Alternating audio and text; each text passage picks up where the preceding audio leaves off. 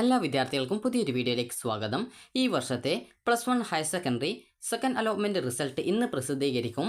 ഇന്ന് വൈകുന്നേരം 6 മണിയോടെയോ അതല്ലെങ്കിൽ രാത്രി 8 മണിയോടെയോ വിദ്യാർത്ഥികളുടെ റിസൾട്ട് വരുന്നതാണ്. സാധാരണഗതിയിൽ വൈകുന്നേരം 6 മണിയോടെ റിസൾട്ട് വരാറുണ്ട്, അല്ലെങ്കിൽ ചില സമയങ്ങളിൽ 8 മണിയൊക്കെ ആവാറുണ്ട്. അപ്പോൾ അതുകൊണ്ട് തന്നെ നിങ്ങൾക്ക് 8 മണിക്കുള്ളിൽ നിങ്ങളുടെ +1ൻ്റെ സെക്കൻഡ് അലോട്ട്മെൻറ്റ് റിസൾട്ട് പ്രതീക്ഷിക്കാവുന്നതാണ്. അപ്പോൾ വിദ്യാർത്ഥികൾക്ക് ഈ ഒരു സെക്കൻഡ് അലോട്ട്മെൻറ്റ് വന്നതിന് ശേഷം വിദ്യാർത്ഥികൾക്ക് നിങ്ങളുടെ അലോട്ട്മെൻറ്റ് എങ്ങനെയാണ് ചെക്ക് ചെയ്യുക, അതുപോലെ തന്നെ എന്താണ് ടെമ്പററി അഡ്മിഷൻ, ആർക്കൊക്കെ ടെമ്പററി അഡ്മിഷൻ നേടാം എന്നിങ്ങനെയുള്ള കാര്യങ്ങളാണ് ഈ ഒരു വീഡിയോയിൽ. അപ്പോൾ ഈ ഒരു വീഡിയോയിൽ പ്രധാനമായിട്ടും ടെമ്പററി അഡ്മിഷനെ കുറിച്ചാണ് പറയുന്നത്. പെർമനൻറ്റ് അഡ്മിഷൻ ആർക്കൊക്കെ എടുക്കാം എന്നുള്ളത് സംബന്ധിച്ചുള്ള മറ്റൊരു വീഡിയോ ചാനലിൽ ഉടൻ അപ്ലോഡ് ചെയ്യുന്നതായിരിക്കും. അപ്പോൾ എന്തുകൊണ്ടാണ് ഇങ്ങനെ സെപ്പറേറ്റ് ആയിട്ട് ടെമ്പററി അഡ്മിഷൻ അതുപോലെ തന്നെ പെർമനൻറ്റ് അഡ്മിഷൻ എന്നിങ്ങനെയുള്ള രണ്ട് കാര്യങ്ങൾ സെപ്പറേറ്റ് ആയിട്ട് വീഡിയോ ചെയ്യുന്നത് എന്താണെന്ന് ചോദിച്ചാൽ, ഒരു വിദ്യാർത്ഥി പറഞ്ഞിട്ടുണ്ടായിരുന്നു പെർമനൻറ്റ് അഡ്മിഷൻ്റെയും ടെമ്പററി അഡ്മിഷൻ്റെയും ഒരുമിച്ച് പറയുന്ന സമയത്ത് വിദ്യാർത്ഥികൾക്ക് അത് മനസ്സിലാക്കാനായിട്ട് ബുദ്ധിമുട്ടുണ്ടാകുന്നു എന്ന് പറഞ്ഞിട്ടുണ്ടായിരുന്നു. അപ്പോൾ അതുകൊണ്ടാണ് ഈ ഒരു രീതിയിൽ രണ്ട് തരത്തിൽ, അതായത് ഒന്ന് സെക്കൻഡ് അലോട്ട്മെൻറ്റിൽ ടെമ്പററി അഡ്മിഷൻ ആരൊക്കെ എടുക്കാം, ആർക്കൊക്കെ എടുക്കാൻ പറ്റും എന്നിങ്ങനെയുള്ള കാര്യങ്ങളും, മറ്റൊരു വീഡിയോയിൽ പെർമനൻറ്റ് അഡ്മിഷനാണ് എങ്ങനെയാണ് എടുക്കേണ്ടത്, അതുപോലെ പെർമനൻറ്റ് അഡ്മിഷൻ എടുക്കാനായിട്ട് എന്തൊക്കെ ഡോക്യുമെൻറ്റ്സ് ആണ് വേണ്ടത്, ഇതുപോലുള്ള രണ്ട് വീഡിയോകൾ തയ്യാറാക്കുന്നത്. അപ്പോൾ വിദ്യാർത്ഥികൾക്ക് ആദ്യം തന്നെ ഈ ഒരു സെക്കൻഡ് അലോട്ട്മെൻറ്റ് ലഭിച്ചു കഴിഞ്ഞാൽ എങ്ങനെ ചെക്ക് ചെയ്യാം, അതുപോലെ തന്നെ ടെമ്പററി അഡ്മിഷൻ ആർക്കൊക്കെയാണ് എടുക്കാൻ സാധിക്കുക എന്നുള്ള കാര്യങ്ങൾ നമുക്ക് നോക്കാം. അപ്പോൾ നമുക്ക് എങ്ങനെയാണ് ടെമ്പററി അഡ്മിഷൻ എടുക്കേണ്ടത് എന്നുള്ള കാര്യം നമുക്ക് നോക്കാം. ടെമ്പററി അഡ്മിഷൻ ആർക്കൊക്കെ എടുക്കാം എന്നുള്ള കാര്യം കൂടി നമുക്ക് നോക്കാം. അപ്പോൾ നിങ്ങൾക്ക് ആദ്യം തന്നെ HSK വെബ്സൈറ്റിൽ കാൻഡിഡേറ്റ് ലോഗിൻ SWS, അതുപോലെ തന്നെ കാൻഡിഡേറ്റ് ലോഗിൻ MRS, അതുപോലെ തന്നെ കാൻഡിഡേറ്റ് ലോഗിൻ സ്പോർട്സ് എന്നിങ്ങനെയുള്ള 3 ലിങ്കുകൾ വെബ്സൈറ്റിൽ വരുന്നതായിരിക്കും. അപ്പോൾ ഇങ്ങനെ വരുന്ന സമയത്ത് നിങ്ങൾ ഏതിലൊക്കെയാണ് അപേക്ഷ സമർപ്പിച്ചത്, അതായത് ഏതൊക്കെ കാൻഡിഡേറ്റ് ലോഗിൻ വഴിയാണ് നിങ്ങൾ അപേക്ഷ കൊടുത്തിട്ടുണ്ടായിരുന്നത്, അതിൻ്റെയൊക്കെ കാൻഡിഡേറ്റ് ലോഗിൻ നിങ്ങൾ ഓരോന്നും ചെക്ക് ചെയ്ത് നിങ്ങൾക്ക് അലോട്ട്മെൻറ്റ് കിട്ടിയിട്ടുണ്ടോ എന്നുള്ളത് പരിശോധിക്കേണ്ടതാണ്. ഇപ്പോൾ ഞാനിപ്പോൾ മെറിറ്റ് സീറ്റിലാണ്, അതായത് SWS ലിങ്ക് മുഖേനയാണ് ഞാൻ അപേക്ഷിച്ചിട്ടുള്ളൂ. മറ്റ് ലിങ്കുകൾ ഉപയോഗിച്ചുകൊണ്ടൊന്നും ഞാൻ അപേക്ഷിച്ചിട്ടില്ല എങ്കിൽ ഞാൻ ജസ്റ്റ് ഈ ഒരു കാൻഡിഡേറ്റ് ലോഗിൻ SWS എന്നുള്ള ലിങ്ക് മാത്രം ലോഗിൻ ചെയ്ത് നോക്കിയാൽ മതി. അതേസമയം നിങ്ങൾ ഈ ഒരു മോഡൽ റെസിഡൻഷ്യൽ സ്കൂൾ, അതുപോലെ സ്പോർട്സ് കോട്ട എന്നിവയിൽ ഏതെങ്കിലുമൊക്കെ, അല്ലെങ്കിൽ ഇവ രണ്ടും കൊടുത്തിട്ടുണ്ട് എങ്കിൽ അതുകൂടി നിങ്ങൾ ലോഗിൻ ചെയ്ത് അലോട്ട്മെൻറ്റ് കിട്ടിയിട്ടുണ്ടോ ഇല്ലയോ എന്നുള്ളത് കൃത്യമായിട്ട് പരിശോധിക്കേണ്ടതാണ്. അപ്പോൾ ഞാൻ ഇത് മാത്രം കൊടുത്തതുകൊണ്ട് ജസ്റ്റ് ആ ഒരു കാൻഡിഡേറ്റ് ലോഗിൻ SWS എന്നുള്ള ആ ഒരു ലിങ്കിൽ ക്ലിക്ക് ചെയ്യുന്നു. ക്ലിക്ക് ചെയ്ത ശേഷം ഞാൻ ചെയ്യുന്നത് ജസ്റ്റ് എൻ്റെ ആപ്ലിക്കേഷൻ നമ്പർ നൽകാനുള്ള ഭാഗമുണ്ടാകും, അതുപോലെ തന്നെ പാസ്വേഡ്, അതുപോലെ തന്നെ ജില്ല എന്നിവ സെലക്ട് ചെയ്ത് കൊടുക്കാനുള്ള ഓപ്ഷൻ ഉണ്ടാവും. അപ്പോൾ ഞാൻ കൃത്യമായിട്ട് എൻ്റെ ആപ്ലിക്കേഷൻ നമ്പർ കൊടുക്കുന്നു, അതുപോലെ പാസ്വേഡ് കൊടുക്കുന്നു, ജില്ല കൊടുക്കുന്നു, ലോഗിൻ ചെയ്യുന്നു. അപ്പോൾ ഇതോടുകൂടി ഞാൻ എൻ്റെ പ്രൊഫൈൽ പേജിലേക്ക് പോകുന്നതാണ്. അപ്പോൾ അവിടെ ഞാൻ കാണുന്നത് congratulations you have got allotment എന്ന് പച്ച കളറിൽ കൊടുത്തിട്ടുണ്ടെങ്കിൽ എനിക്ക് അലോട്ട്മെൻറ്റ് കിട്ടിയെന്ന് മനസ്സിലാക്കാം. അതുപോലെ തന്നെ sorry you have no allotment എന്നാണ് കാണുന്നതെങ്കിൽ അലോട്ട്മെൻറ്റ് കിട്ടിയിട്ടില്ല എന്ന് മനസ്സിലാക്കാം. അപ്പോൾ അങ്ങനെയുള്ള വിദ്യാർത്ഥികൾക്ക് ചില സമയങ്ങളിൽ ഫസ്റ്റ് അലോട്ട്മെൻറ്റിലും അലോട്ട്മെൻറ്റ് ലഭിച്ചിട്ടുണ്ടാവില്ല. അപ്പോൾ അങ്ങനെയുള്ള വിദ്യാർത്ഥികൾ അടുത്ത തേർഡ് അലോട്ട്മെൻറ്റിനായിട്ട് കാത്തിരിക്കുക. ഇനി അടുത്തതായിട്ടുള്ളത് sorry you have no changes എന്നാണ് കാണുന്നതെങ്കിൽ, അതായത് നിങ്ങൾക്ക് ചേഞ്ച് ഒന്നും വന്നിട്ടില്ല, അതായത് നിങ്ങളുടെ ഫസ്റ്റ് അലോട്ട്മെൻറ്റിൽ എവിടെയെങ്കിലും അലോട്ട്മെൻറ്റ് കിട്ടിയിട്ടുണ്ടാവും, എന്നാൽ നിങ്ങൾക്ക് സെക്കൻഡ് അലോട്ട്മെൻറ്റിൽ അലോട്ട്മെൻറ്റ് ലഭിച്ചിട്ടില്ല. അതാണ് sorry you have no changes എന്ന് പറഞ്ഞിട്ട് കാണുന്നത്. ഇനി നിങ്ങൾ അലോട്ട്മെൻറ്റ് ലഭിച്ച ഒരു വിദ്യാർത്ഥി ആയിരുന്നാലും ലഭിക്കാത്ത വിദ്യാർത്ഥികൾ ആയിരുന്നാലും അവിടെ നിങ്ങൾക്ക് കാണാൻ പറ്റും സെക്കൻഡ് അലോട്ട്മെൻറ്റ് റിസൾട്ട് എന്നുള്ള ഒരു ലിങ്ക് കാണാം. അപ്പോൾ നിങ്ങൾ ആ ഒരു ലിങ്കിൽ ക്ലിക്ക് ചെയ്യുക. ക്ലിക്ക് ചെയ്ത് കഴിഞ്ഞാൽ പിന്നീട് വരുന്ന പേജിൽ നിങ്ങൾക്ക് അലോട്ട്മെൻറ്റ് ലഭിച്ച വിദ്യാർത്ഥികളാണെങ്കിൽ നിങ്ങൾക്ക് അവിടെ വ്യൂ അലോട്ട്മെൻറ്റ് ലെറ്റർ എന്നുള്ളൊരു ഓപ്ഷൻ ഉണ്ടാവും. അപ്പോൾ ആ ഒരു വ്യൂ അലോട്ട്മെൻറ്റ് ലെറ്റർ എന്നുള്ള ആ ഒരു ലിങ്കിൽ ക്ലിക്ക് ചെയ്യുക. നിങ്ങളുടെ അലോട്ട്മെൻറ്റ് ലെറ്റർ ഡൗൺലോഡ് ചെയ്ത് എടുക്കുക. ഇനിയിപ്പോൾ അലോട്ട്മെൻറ്റ് കിട്ടാത്ത ഒരു വിദ്യാർത്ഥി ആണെങ്കിൽ നിങ്ങൾക്ക് അവിടെ ലാസ്റ്റ് റാങ്ക് ഡീറ്റെയിൽസ് അല്ലെങ്കിൽ ലാസ്റ്റ് റാങ്ക് ലിസ്റ്റ് എന്ന് പറഞ്ഞിട്ട് കാണാൻ പറ്റും. അപ്പോൾ നിങ്ങൾ ജസ്റ്റ് ഒന്ന് അതിൽ ക്ലിക്ക് ചെയ്യുക. നിങ്ങളുടെ അവിടെ ബാലൻസ് ആയിട്ടുള്ള, അതായത് സെക്കൻഡ് അലോട്ട്മെൻറ്റിൽ ഇപ്പോൾ ഒരു ഓപ്ഷൻ കിട്ടിയിട്ടുണ്ടെങ്കിൽ ആ ഒരു കിട്ടിയ ഓപ്ഷൻ്റെ മുകളിലുള്ള മറ്റ് ഓപ്ഷനുകളെ മാത്രം റാങ്ക് ലിസ്റ്റ് കാണാൻ പറ്റും. അലോട്ട്മെൻറ്റ് ഒന്നും കിട്ടാത്ത വിദ്യാർത്ഥികൾക്ക് അവരുടെ മുഴുവൻ ഓപ്ഷൻ്റെയും, അതായത് എത്ര ഓപ്ഷനാണോ ബാക്കിയുള്ളത് ഒക്കെ ആ ഒരു റാങ്ക് ഡീറ്റെയിൽസ് നിങ്ങൾക്ക് മനസ്സിലാക്കാവുന്നതും അടുത്ത അലോട്ട്മെൻറ്റിൽ നിങ്ങൾക്ക് എവിടെയാണ് അലോട്ട്മെൻറ്റ് കിട്ടാനുള്ള സാധ്യത എന്നുള്ളത് കൃത്യമായിട്ട് നിങ്ങൾക്ക് മനസ്സിലാക്കാൻ സാധിക്കുന്നതും ആയിരിക്കും. ഇനി വിദ്യാർത്ഥികൾ എങ്ങനെയാണ് ടെമ്പററി അഡ്മിഷൻ, ആരൊക്കെയാണ് ടെമ്പററി അഡ്മിഷൻ എടുക്കേണ്ടത് എന്നുള്ള കാര്യം നമുക്ക് നോക്കാം.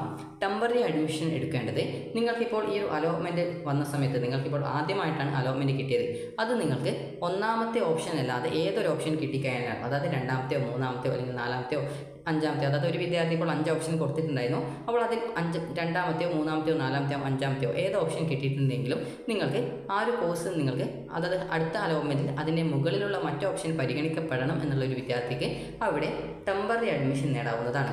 ടെമ്പററി അഡ്മിഷന് പ്രത്യേകിച്ച് ഫീസും കാര്യങ്ങളൊന്നും കൊടുക്കേണ്ടതില്ല, നിങ്ങളുടെ സർട്ടിഫിക്കറ്റുകൾ മാത്രം കൊടുത്താൽ മതിയാകും.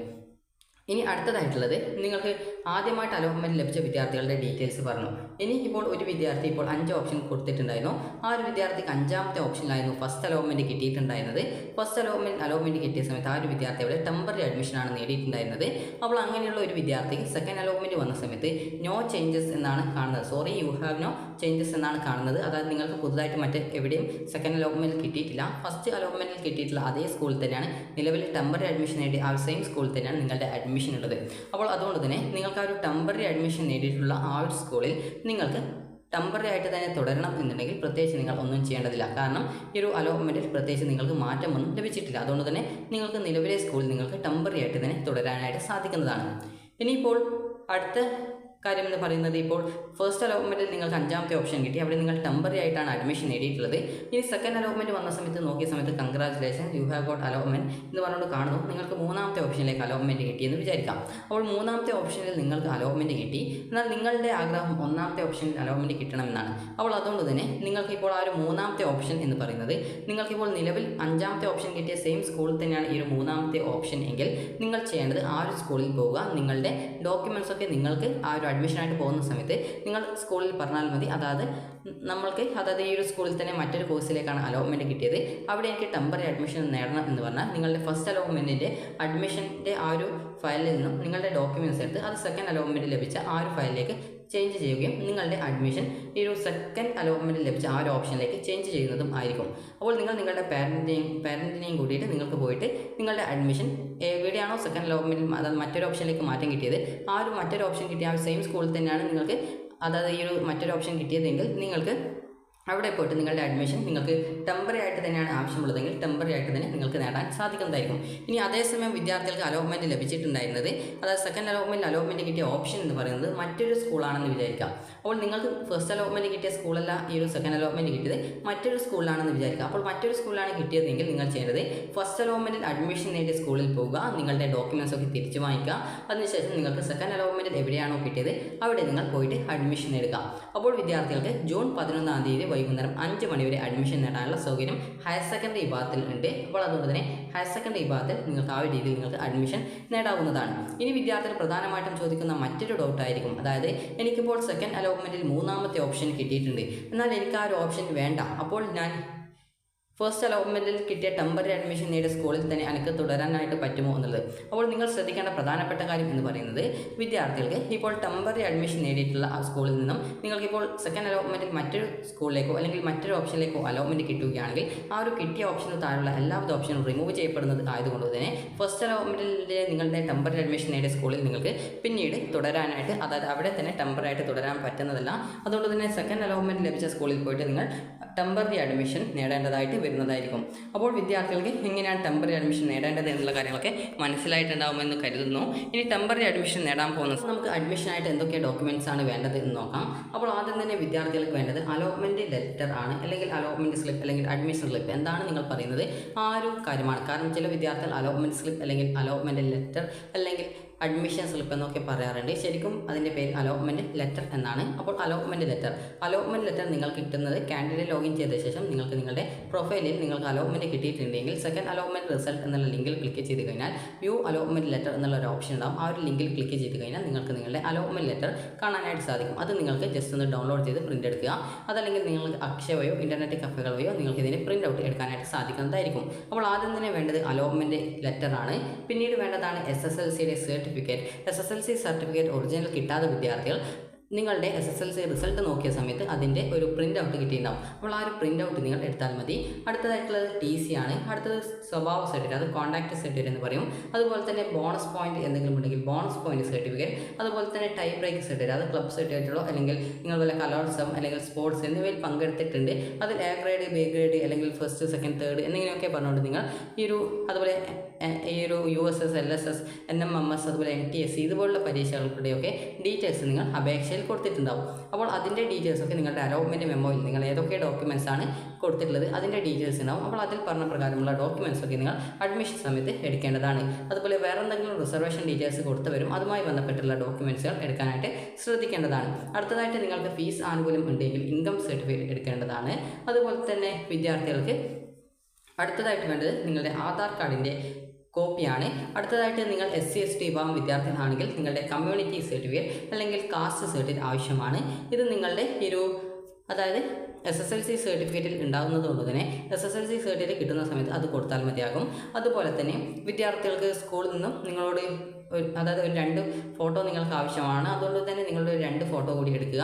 അതുപോലെ തന്നെ സ്കൂളിൽ നിന്ന് നിങ്ങളോട് ചിലപ്പോൾ നാറ്റിവിറ്റി സർട്ടിഫിക്കറ്റ് ചോദിക്കും. അപ്പോൾ നാറ്റിവിറ്റി സർട്ടിഫിക്കറ്റ് ചോദിച്ചു കഴിഞ്ഞാൽ നിങ്ങൾക്ക് നാറ്റിവിറ്റി സർട്ടിഫിക്കറ്റിന് പകരം നിങ്ങളുടെ ബർത്ത് സർട്ടിഫിക്കറ്റ് ഉപയോഗിക്കാം, അത് ജനന സർട്ടിഫിക്കറ്റ് ഉപയോഗിക്കാം. കാരണം ജനന സർട്ടിഫിക്കറ്റിൽ നിങ്ങൾ ഏത് സ്ഥലത്താണ് ജനിച്ചത് എന്നുള്ളതുണ്ടാവും. അപ്പോൾ ഇന്ത്യയിലുള്ള ഏതെങ്കിലും ഒരു സ്ഥലത്താണെങ്കിൽ അത് അതുകൊണ്ട് തന്നെ കാരണം നിങ്ങൾക്ക് ഈ ഒരു ബർത്ത് സർട്ടിഫിക്കറ്റ് തന്നെ ഉപയോഗിക്കാൻ സാധിക്കുന്നതായിരിക്കും. കാരണം ചില സ്കൂളിൽ നിന്ന് നാറ്റിവിറ്റി സർട്ടിഫിക്കറ്റ് ചോദിക്കുന്നുണ്ടെന്ന് വിദ്യാർത്ഥികൾ പറഞ്ഞിട്ടുണ്ടായിരുന്നു. അപ്പോൾ അതില്ലെങ്കിൽ അഡ്മിഷൻ തരില്ല എന്നൊക്കെ പറഞ്ഞിട്ടുണ്ടായിരുന്നു വിദ്യാർത്ഥികൾ പറയുന്നത് കൊണ്ടാണ് നിങ്ങളോട് ഈ ഒരു കാര്യം പ്രത്യേകം സൂചിപ്പിക്കുന്നത്.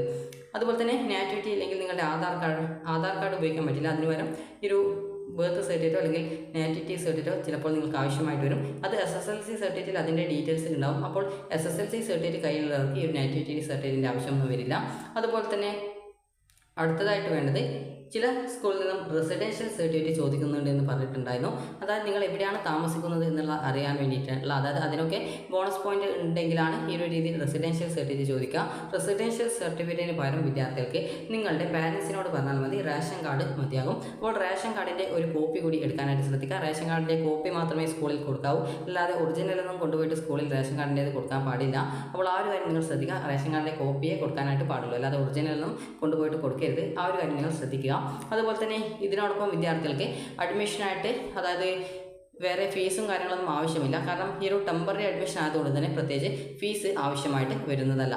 സർട്ടിഫിക്കറ്റുകൾ മാത്രം കൊടുത്താൽ മതിയാകും. അതുപോലെ തന്നെ നിങ്ങൾ ആദ്യ ദിനങ്ങളിൽ തന്നെ, അതായത് നാളെ തന്നെ പോയിട്ട് അഡ്മിഷൻ നേടാനായിട്ട് ശ്രദ്ധിക്കുക. കാരണം നിങ്ങളുടെ ആപ്ലിക്കേഷനിൽ കൊടുത്ത ഡോക്യുമെൻറ്റ്സ് കൂടാതെ മറ്റെന്തെങ്കിലും ഡോക്യുമെൻറ്റ് നിങ്ങളോട് അഡ്മിഷൻ സമയത്ത് കൊണ്ടുവരാനായിട്ട് പറയുന്നുണ്ടെങ്കിൽ അത് ഏതൊക്കെയാണെന്ന് മനസ്സിലാക്കി അത് പെട്ടെന്ന് സംഘടിപ്പിക്കാനായിട്ട് നിങ്ങൾക്ക് ഈ ഒരു നേരത്തെ അഡ്മിഷനായിട്ട് പോകുന്ന സമയത്ത് നിങ്ങൾക്ക് സാധിക്കുന്നതായിരിക്കും. അപ്പോൾ അതുകൊണ്ട് തന്നെ വിദ്യാർത്ഥികൾ ഈ ഒരു കാര്യങ്ങളൊക്കെ ശ്രദ്ധിക്കുക. അപ്പോൾ വിദ്യാർത്ഥികൾക്ക് ഈ ഒരു വീഡിയോ ഉപകാരപ്രദമായിട്ടുണ്ടെങ്കിൽ ലൈക്ക് ചെയ്യുക, ഷെയർ ചെയ്യുക. Thank you for watching.